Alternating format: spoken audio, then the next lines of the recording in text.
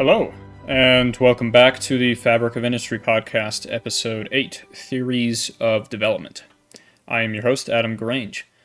Yes, this is a continuation from our last 3 episodes on economic growth knowledge, even though I said there were only going to be 3. I realized after publishing the last episode and looking back through my notes on these episodes that I missed an entire page of notes I was intending to include in episode 5 on the Human Development Index. I started to outline some alternate theories of development, and I just abruptly stopped, I realized, because I think I accidentally skipped over the next page of notes I had, which delved further into theories of development. This would explain why that episode was so short, because I missed out on 15 to 20 minutes of content I was intending to include. I have since expanded on those notes to include more information as to create a whole episode out of the theories of development, as it is an important thing in itself to discuss. As I said before, I will reassess what foundational knowledge I think we need, and so I have decided to interrupt my coming fun surprise episode to do another foundational knowledge episode.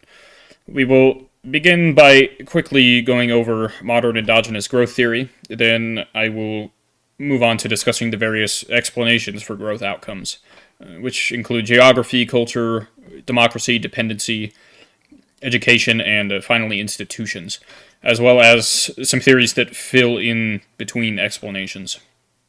I had not included all of this in my previous notes, as I said, and I've expanded on them so that this should be a very full episode.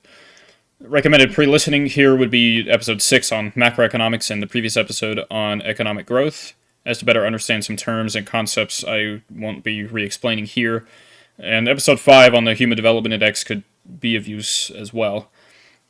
And one more note before I start, I use terms here which aren't necessarily directly interchangeable, such as development and growth, using those interchangeably and so on. That'll probably become hopefully clear as we make a start, so let us begin. Modern endogenous growth theory, brought to us by the improvements on growth theory throughout the decades, and finally with Romer's spillover models, is the most commonly used type of theory of economic growth, as I understand. Paul Romer wasn't the only economist who worked on the idea of spillover models, but he's perhaps the most well-known. A spillover in economics is usually a negative effect, though it is sometimes positive, typically negative, which impacts a region. It could be a small region or the entire globe. That is perhaps not a very satisfactory definition, as it is so broad, but think of a spillover as something that affects you even though you had nothing to do with its conception. For example, a negative spillover effect could be, let's say, a water treatment plant too close to a neighborhood so that all the residents smell the, unpleasant odors. Now think about, though, how there could be positive spillover effects in an economy which lead to economic growth, such as government subsidies for education, which can lead to increased incentives for technological innovation. Romer's spillover models themselves attempt to incorporate the spillover effect of increased investment in human capital. This becomes, then, an endogenous variable as compared to an exogenous variable, which sort of separates endogenous growth theory from previous iterations. I won't be explaining the previous iterations. We have, you can research them on your own if you'd like. The Solo Swan model. You can look up Ramsey as well, but I don't think they're necessarily important for us. I'm just mentioning Romer's spillover models here because spillovers are a fairly important concept for us.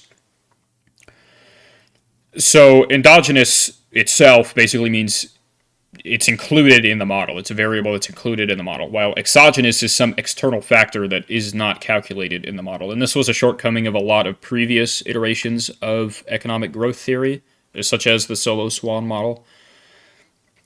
A lot of them, they all left out human capital, which is a rather important variable, and it is usually a spillover effect onto economies. Now, endogenous growth theory itself says economic growth comes from primarily endogenous variables and not external things, those exogenous variables. Economic growth theory has become more sophisticated by accounting for more and more endogenous variables that affect economic growth. It, of course, makes it quite a bit more difficult to calculate, but Starting from essentially stating that larger savings leads to more economic growth, to saying savings need a rate of change that doesn't remain constant from the outside, to holding to investment in human capital, technological innovation, and increased production. Those all become significant contributors as well. We finally arrive at modern endogenous growth theory.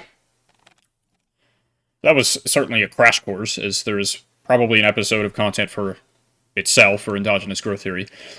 But I really want to talk about the explanations for economic growth here. And just one more thing, endogenous growth theory isn't one theory, it's a type of theory.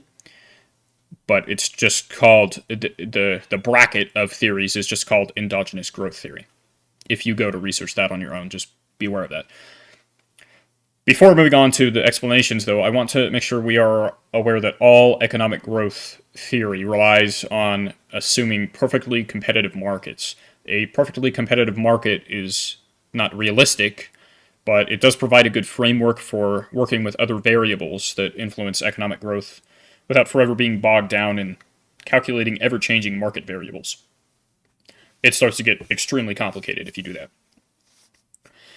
A market is said to be perfectly competitive when it satisfies a number of conditions. That is, a sufficiently large number of buyers and sellers, project homogeneity, market transparency, free entry and exit, no active externalities, and having well-defined property rights is extremely important, which I will talk about that also quite a bit later on.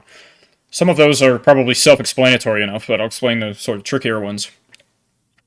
Product homogeneity is having no variable quality between goods in the same market produced by different suppliers. So each apple is exactly the same as each other apple. Market transparency refers to all consumers and producers knowing all the prices of the products and all the benefits they would get from owning each of the products in the market. This is also known as perfect information. Buyers and sellers also have zero transaction costs in that they each pay nothing to each other to exchange the good. They obviously pay for the good itself, but they don't pay anything for the actual exchange, the transaction itself, the handing the good over, the action of handing the good over. That has no cost. Free entry and exit means producers, consumers, and especially investors have the ability to enter and exit the market whenever they please with no adverse effects of doing so. No externalities just refers to any cost or any benefit of an economic activity. It only affects the buyer and the seller, and it doesn't affect a third party, such as, I don't know, the government or something.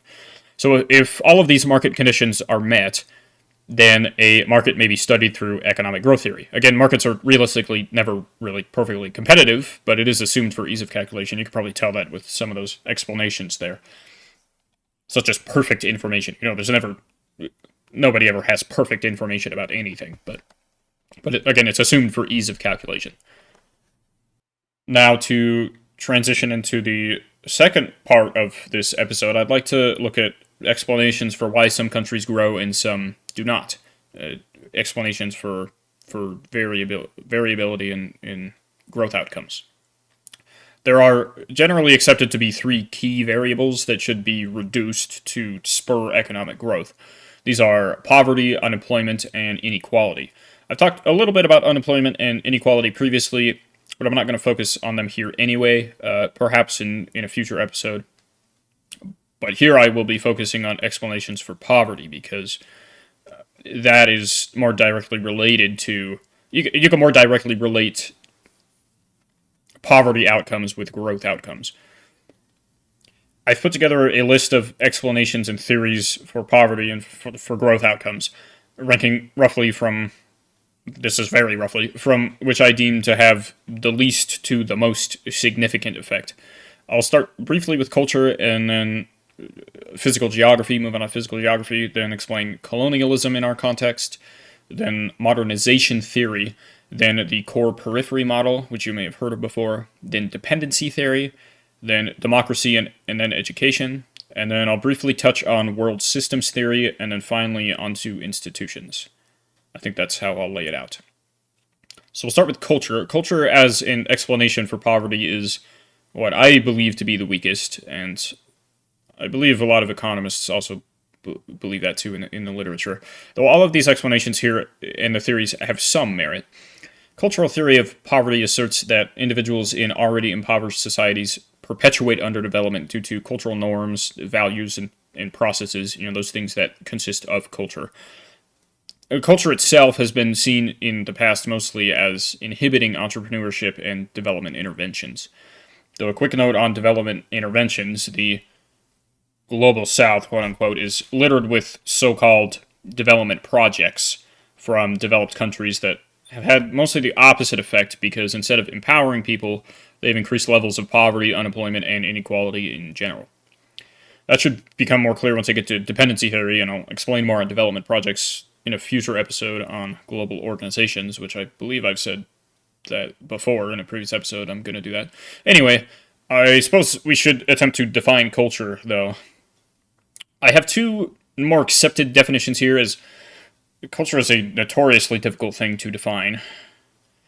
David Matsumoto is a psychologist who in 1996, I believe he's still alive, but who in 1996 said that culture is, quote, the set of attitudes, values, beliefs, and behaviors shared by a group of people, but different for each individual, communicated from one generation to the next. A second, rather more verbose definition given by Emeritus Professor of Intercultural Communication, Helen Spencer Odie, in 2008. This is a quote. Culture is a fuzzy set of basic assumptions and values, orientations to life, beliefs, policies, procedures, and behavioral conventions that are shared by a group of people that influence, but do not determine, each member's behavior and his or her interpretations of the meaning of other people's behavior. I think most people have a general, more colloquial idea of what culture is, but you can see by trying to define culture, well, it isn't really definitive. And so neither really can the explanations for poverty or anything be clear based simply off of culture. However, some professionals in the literature argue that culture and religion, which parenthetically the latter will not be discussed here, should have much greater attention paid to them. That is, culture and religion, in the development process, particularly with respect to development interventions. Two such geographers in the literature, Dascon and Binns, in 2010, stated that, quote, traditional culture and livelihoods are intrinsically linked, in that culture provides a common destiny based on collective customs, memories, and values, and helps to mobilize and disseminate survival strategies among community members, end quote. The main argument regarding culture as an explanation for poverty is that a Eurocentric opinion, that is, culture originating from mostly Western Europe, the West, and idealization of cultural values sets an expectation for underdeveloped countries to follow in the exact same manner Europe did historically. When cultures worldwide vary so significantly that it is effectively impossible to develop countries in the same way that Europe and the West did without taking those local cultures and traditions into account.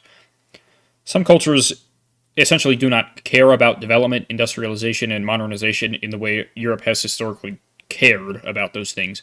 So those cultures, they can't be forced to follow in the same footsteps.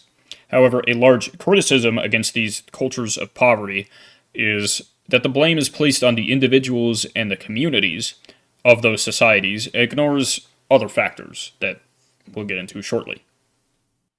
We'll discuss physical geography next, which is distinct from human geography. A geographical explanation of poverty argues that the various placements of groups of people across the globe affect the development process. The distinct land formations groups of people have had to essentially deal with, because, you can't move mountains, will affect the development process.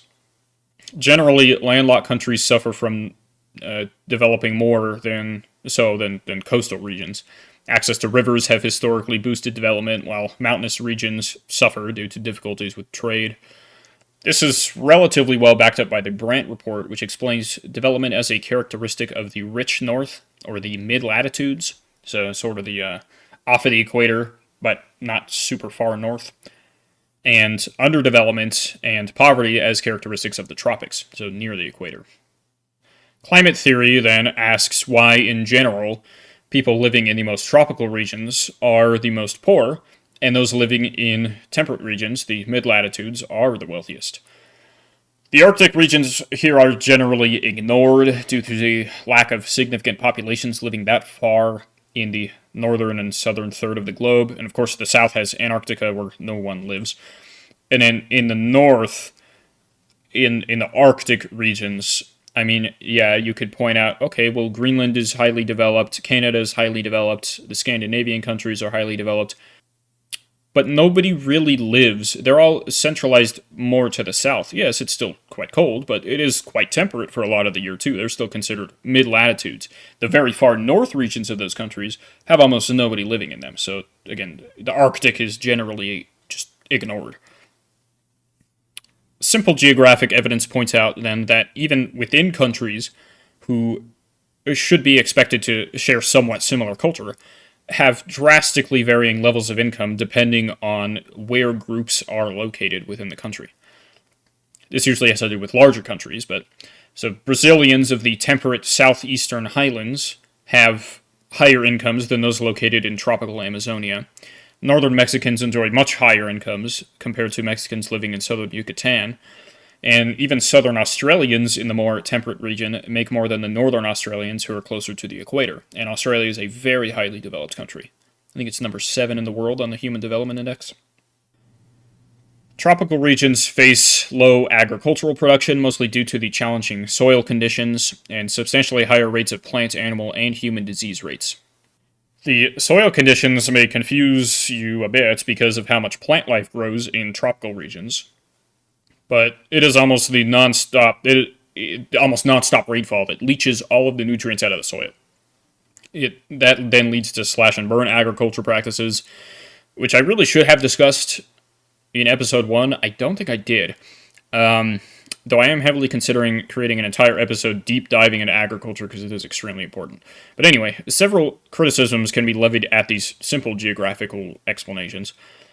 Many poorer countries of the global south lie solidly. Every time I say the global south, I'm saying it in quotes because again, you can refer to the developing regions of the world however you like. It's just sometimes easier to say global south than the developing world. But many of those poorer countries of the global south lie solidly in the temperate mid-latitudes. We have Afghanistan, North Korea, Mongolia, countries like that. Though then one, of course, could argue being landlocked for Afghanistan and Mongolia, and culture for North Korea, among other things. Singapore and Malaysia are quite prosperous tropical countries, though once again both have access to the coast. This is why I believe all these explanations have some merit, because each explanation can have a criticism which then cannot be fully explained. Anyway, a more advanced geographical explanation is the common appearance of resource poverty in the literature. Though, once again, one can ask why most of sub-Saharan Africa, being so enriched in natural resources, especially minerals, can be so poor, while Japan, being so deprived of almost any natural resource, can be so rich. Then again, with the landlocked versus coastal argument. However, resource poverty does not only apply to a deficiency in raw materials, as again, many poor countries are top exporters of raw materials, while many rich countries are not. Resource poverty also applies to commodities being underpriced in global markets, raw resources, with a reliance on natural resources undermining those prospects for growth, since it interferes with developing manufacturing industries. And I will expand a bit on this later, because these issues are not so related to resources directly, but more related to matters of marketing, politics, and economics, which are all institutional. Another aspect of geography is the issues of overcrowding and overpopulation affecting poverty rates and underdevelopment. Though again, we can point to Singapore being very densely populated, while one of the world's poorest countries, Mali, is almost entirely empty. This can again bring us back to countries being landlocked as prime explanation for geography affecting development, as reduced access to global markets and increased cost of goods and transportation can how those costs can increase due to the no access to a coastline, just having no coastline. Mali is an excellent example of being landlocked. However, then why is Switzerland so rich and highly developed? This is because the literature tends to show that geographical factors will fade once proper institutions are introduced and controlled, such as Switzerland's diplomatic relations with the EU, and then the EU having quite a bit of coastline access, among other geographical factors. I'll now explain colonialism in context for us. Colonialism is generally thought to have played a vital role in development and poverty rates, as its 500-year history allowed Europeans to gain sort of an initial economic advantage. This brought control over territory, natural resources, and labor markets for a long time through the Industrial Revolution and beyond.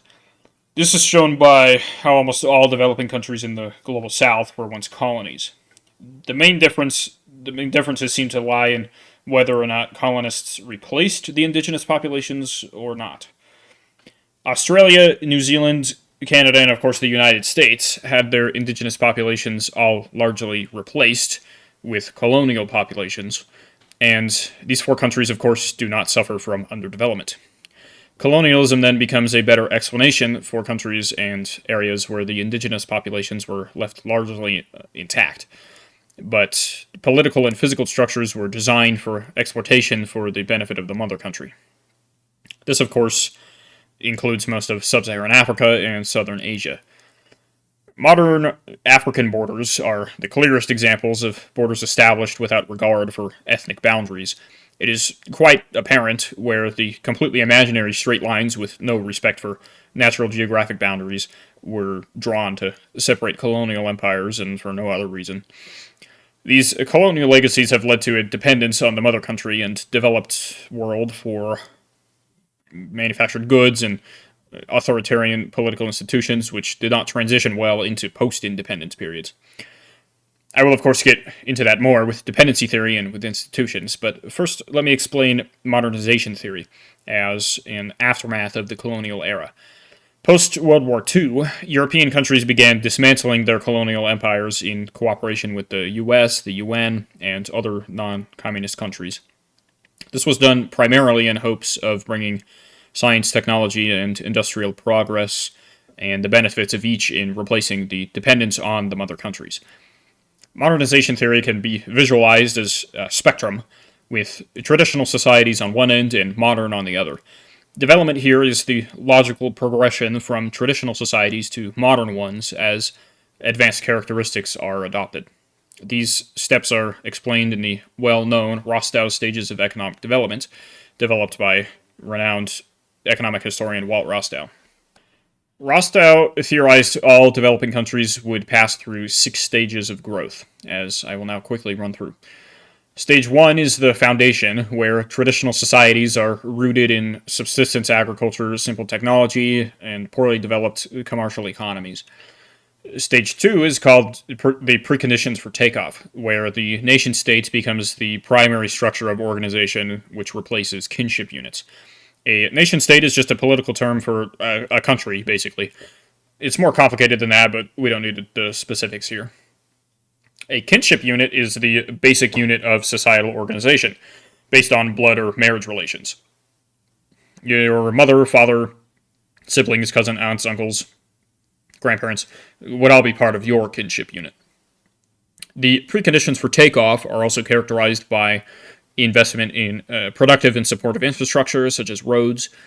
Economic growth is seen by the nation-state as a necessity now. The third stage is the takeoff. This is the critical development stage where growth becomes expected and investment increases as agriculture is mechanized and subsequently commercialized. Usually, plenty of new industries are established as well. Commercial refers to essentially production for making money as compared to subsistence, which is producing for oneself, not for sale. The fourth stage is the drive to maturity, which happens once economic output grows at a faster rate than population growth. Specializations of production appear here as well, which is represented as the comparative advantage one country sees over another with respect to an industry. See the last episode on economic growth for an explanation of that comparative advantage. This, of course, leads to international trade as well. Stage 5 is called the age of mass consumption, which, as suggested by the name, is characterized by the majority of the population consuming more than is necessary. Goods and services sectors of the industry rival the heavy manufacturing here as well. The sixth and final stage is the post-industrial stage that sees services replacing secondary sector activities as the principal economic sector. Information economies is a term you may hear, and this is the stage most developed countries find themselves in today. Rostow's stages of growth have turned the experience of developed countries into sort of a blueprint for developing countries, though as we saw in the cultural explanation section, that can be argued. Another criticism that can be levied at modernization theory and Rostow's stages of growth is that of repeated patterns of uneven spatial development. Within the nation-state, or simply the country, there are observations of a modern core of capitalist production in the global economy and in the traditional periphery, which consists of subsistence wages. This is the foundation of the core periphery model, which can explain the duality of urban to rural contrast in infrastructure and health, education, all aspects of development. The assumption here is that growth in the developing core comes at the expense of the periphery within the country. If you think back to the circular flow of economics diagram I explained in episode 6, I believe, more businesses will show up to the core and spur the circular and cumulative growth there, while the periphery remains left out. A major criticism of the core periphery model is that nearly all residents of developed countries have access to and benefit from education, clean water, and other indicators of development, regardless of if those residents live in the periphery of the country or not. The literature then indicates that the core periphery model falls apart for developed countries, meaning it could be an explanation for poverty in underdeveloped countries, but doesn't expand well on why it could be keeping countries underdeveloped. This led to dependency theory, which emerged from further dissatisfaction with modernization theory, and the need to extend the core periphery model to the global scene, which gets extended more in world systems theory, but there's kind of an overlap here. We'll get to world systems theory in a bit. The main argument is that for dependency theory is that the advanced core countries, those in the global north, and their further development depend on the underdevelopment of the peripheral countries or those in the global south. Modernization theory says that poverty comes about naturally, while dependency theory says poverty is caused by the development of some, creating underdevelopment for others. Dependency itself is rooted in colonialism, as the literature on both of these things suggests. Robert Blauner in 1975 said, and I quote, "The establishment of domination of a geographically extended political unit, most often inhabited by people of a different race and culture, where this domination is political and economic, and the colony exists subordinated to and dependent on the mother country." This is in reference to how colonialism has led to dependency theory. So dependency theory can be said to go either way, with the dependence of developed countries on the underdevelopment of the periphery, or the dependence of underdeveloped countries on the developed core, essentially for survival, not for survival, but for survival in a growing economic, globalized world. In continued reference to colonialism, we perhaps shouldn't focus on studying colonialism from an outward perspective, but instead focus on the internal processes within the supposed dependent country. What I mean by this is colonized countries have typically been seen as guided to development and enlightenment by colonizers, but it is the processes within the colonized country which keep them dependent on the mother country. The developing world in dependency theory is seen as held captive as it is drained of wealth and deprived of growth, which are processes within the supposed dependent country.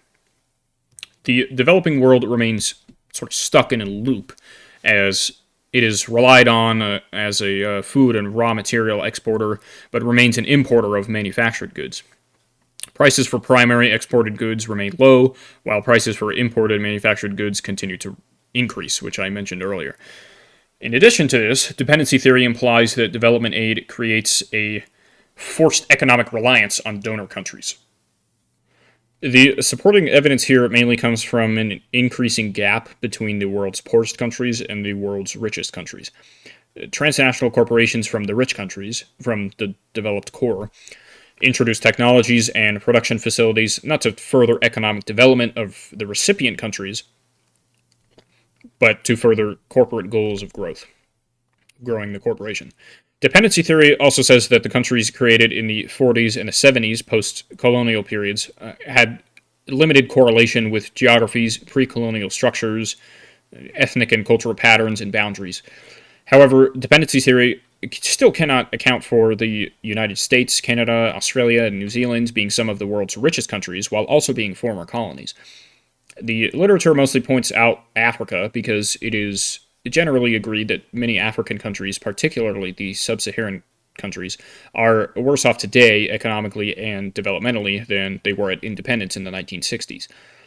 Dependency may not be able to explain poverty completely due to this. Other criticisms include treating the developing periphery countries as passive victims and as viewing economic development as a zero-sum game, where the development of the core comes at the expense of the periphery. Also, technological advancements and innovations increase economic productivity for all if the institutions can implement the technology effectively. In addition, dependency theory does not account for rising prosperity in relatively newly industrialized countries, namely China.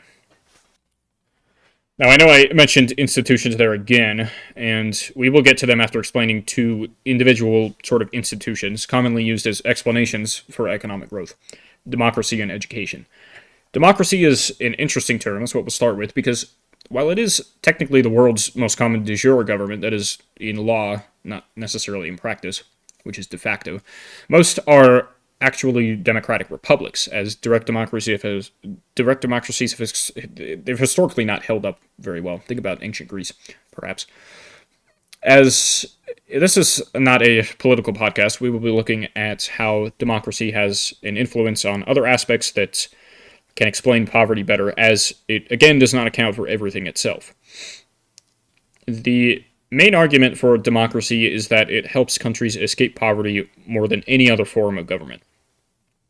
The literature shows that more countries with a form of democracy are better off economically and developmentally than their non-democratic counterparts.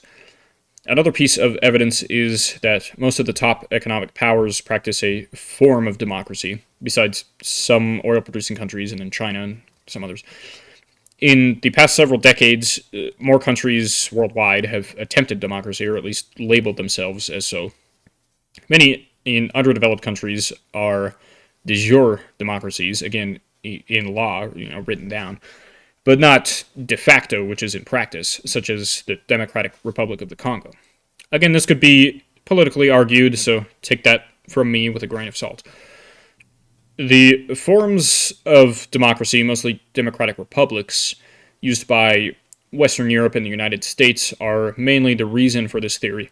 As far as I could tell from the literature, it is true democracies can potentially encourage a redistribution of wealth, helping to lift barriers poor people face, and increase access to better institutions. But then the question must be asked, is it the chicken or the egg that came first? Is it democracy, or is it the institutions which must come first?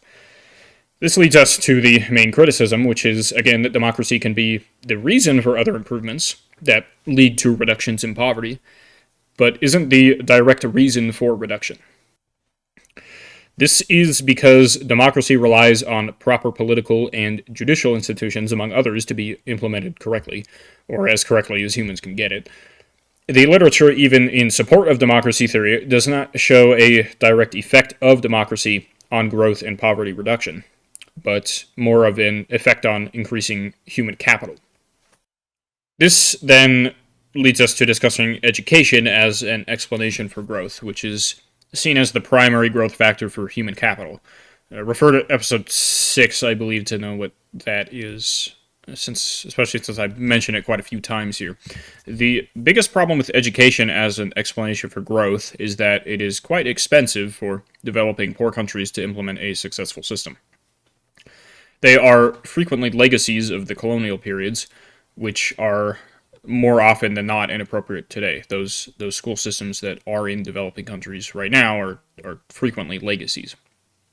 It is typical for countries with colonial-era school systems to have the quality of education deteriorate with the national economies post-independence. This is the basis for a lack of education explaining poverty rates in developing countries. The 1990 World Conference on Education for All put forth 5 main tenets to establish successful education systems globally. Number 1 is to teach useful skills, which are relevant to community life and not necessarily to global scaling. Number 2 is to implement a flexible and child-centered approach. This one, I believe, is perhaps the most important one. This includes things like having school times tailored to the daily routine of communities and the country, especially with respect to seasonal farming schedules as per Rostow's stages of growth.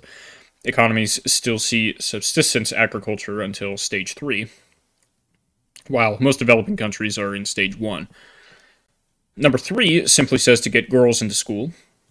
This is obviously not a simple thing to achieve, but reducing educational inequality rates have been shown empirically to increase development levels. Number 4 says to raise the quality and, importantly, the status of teachers. Many developing countries cannot afford to pay for good teachers, and many cultural norms do not necessarily value teaching as a profession. Number 5 wants to cut family school bills, since even if attending school is free, it is difficult for many families in developing countries to afford supplies and transportation, among other things. The empirical evidence shows that accounting for these 5 tenets while investing in education has greater economic returns for each dollar invested. A study I read places education as having a direct 8.7% increase in economic growth over a 40-year period.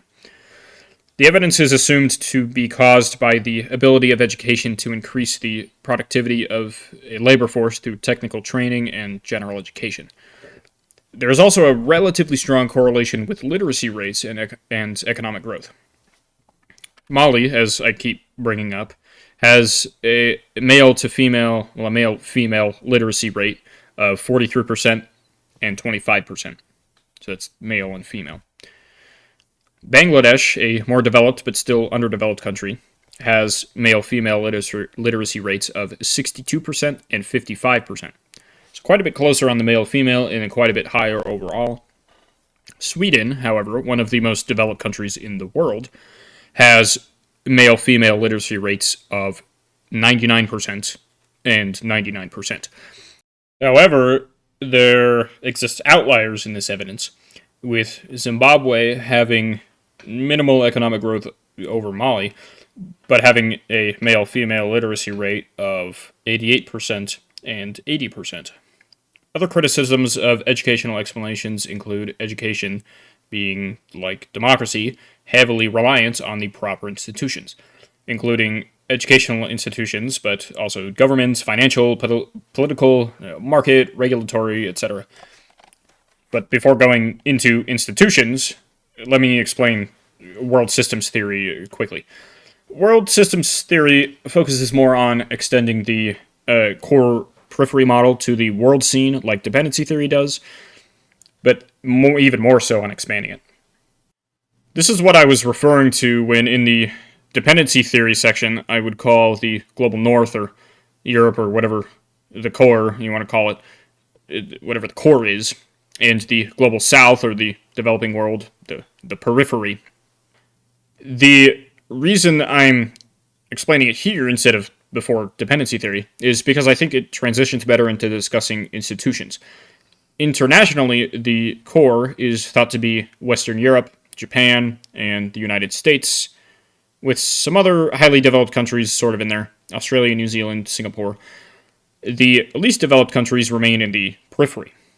The core controls high-level institutions, such as transnational corporations, financial centers, stock exchanges, and it can even be argued to some degree international organizations as well. I would certainly argue that, which should become more clear once I do an episode on those. Dependency theory differs here because world systems theory acknowledges countries can move and have moved from the periphery to the core. It also expands beyond with intermediate countries in the process of transitioning, which opens up another level of study. These countries share aspects of both the periphery and the core. Take South Korea or Brazil, for example. These intermediate countries are pushed to focus on industries where they have a comparative advantage. You can see episode 7 for what that is.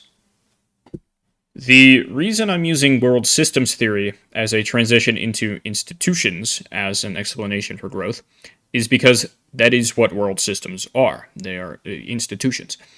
So what even are institutions then? Well, they are notoriously very difficult to define, perhaps even more so than culture. Institutions are so broad, one could probably consider almost anything an institution.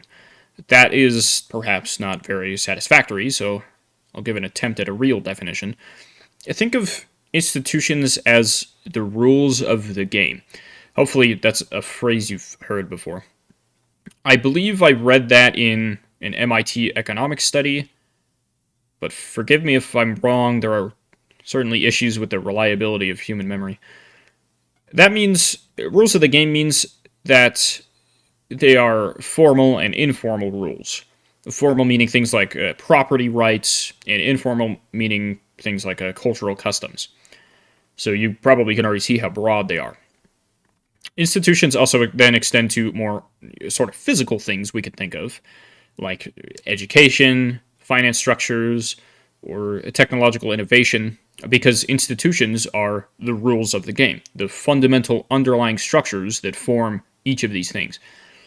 That is why economists and myself are confident in saying that the real reason for growth is due to institutions, at least the large portion of the reason. Because without proper institutional development, there cannot really be anything growing in a society and a country, because everything needs underlying institutions to grow. The main argument here is that institutions are determinants of incentives and constraints for activity that grows economies, which then influences innovation, investment, and division of resources. So you may be wondering if institutions are basically anything and everything, because it is such a broad concept.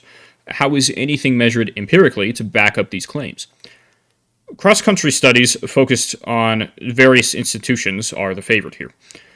In fact, a lot of the literature seems to like splitting studies between two groups, the high income and the middle to low income, or the core and the periphery. One study I read about included plenty of institutional indices, including the judicial system and regulatory environments, and used them to assess their roles individually and combined on affecting GDP, so quite an intense study. This was done using an augmented solo swan model. Again, if you know what that is, if not, don't worry. Essentially, the researchers were using institutional research as variables to plug into a model of economic growth to see how it affected GDP in various ways across the core and the periphery. So, without getting into the gritty details that would make this episode far longer than it already is, suffice it to say institutions can be empirically studied rather well. I would like to give a short list of some different types of institutions so that we can perhaps get a better feel for what they really are, because I think perhaps knowing what they are can get us to sort of intrinsically understand why and how they operate in growth outcomes, without explaining how each one actually does operate. Political institutions can include the rule of law and checks and balances, the political stability and corruption control, and very importantly, property rights, as I've mentioned multiple times. Legal and judicial institutions can be judicial independence from other governmental bodies, contract enforcement, dispute resolution mechanisms like how clearinghouses operate, and of course, there would be overlap with some things like property rights, even intellectual property rights. Economic institutions are typically the ones studied by economists, and this can include market regulation, competition policies, openness to trade, specific financial institutions like physical ones like stock exchanges, banks, or credit systems. Taxation would be one too. Educational institutions, which I've seen referred to as human capital institutions as well.